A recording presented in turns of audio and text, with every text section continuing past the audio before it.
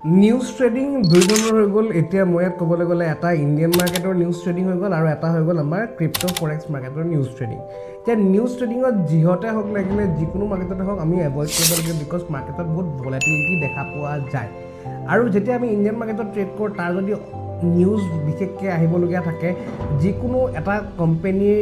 general মিটিঙৰ পৰা news ভাল আহিবলগীয়া থাকে নাইবা কোৱাৰ্টাৰলি ৰিজাল্টছ আহিবলগীয়া থাকে নাইবা আমাৰ RBI ৰেপো ৰেট বা যোনখিনি মনিটাৰী পলিচি এইকেইটাৰ ওপৰতে নিউজত আমাৰ ইণ্ডিয়ান মাৰ্কেটত বহুত বেছি ইম্পেক্ট দেখা পোৱা যায় আৰু তেনেকুৱা সময়ত অপশ্যনছৰ বিভাগত অপশ্যনছত ইমান বেছি ভলাটিলিটি দেখা পোৱা যায় যে বহুত মানুহৰ ইয়াত বহুত টকা লছ মই এইটোৱে ক'ম যে নিউজ ট্ৰেডিং আপোনালোকে এভইড কৰক আৰু পেৰেলি আমি চাবলৈ গ'লে যদি আমি চাওঁ ক্ৰিপ্টোৰ বিভাগত বা ফৰেক্সৰ বিভাগত যেতিয়া আমেৰিকাৰ যোনটো ফেড হয়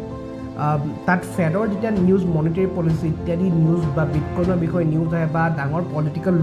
লিডাৰ লাইক ট্ৰাম্পে ইয়াৰ ওপৰত যেতিয়া কমেণ্ট কৰে তেতিয়া কিবা স্পীচ দিবলৈ আহে তেতিয়া ইয়াৰ ওপৰত বহুত ডাঙৰ ইম্পেক্ট পৰে আৰু তেনেকুৱাবিলাক নলেজ আমি পাই যাওঁ forexfactory.com তাত গৈ আপোনালোকে চেক কৰিব পাৰে তেনেকুৱা সময় আপুনি ট্ৰেডটো এভইড কৰাটো বেষ্ট সলিউশ্যন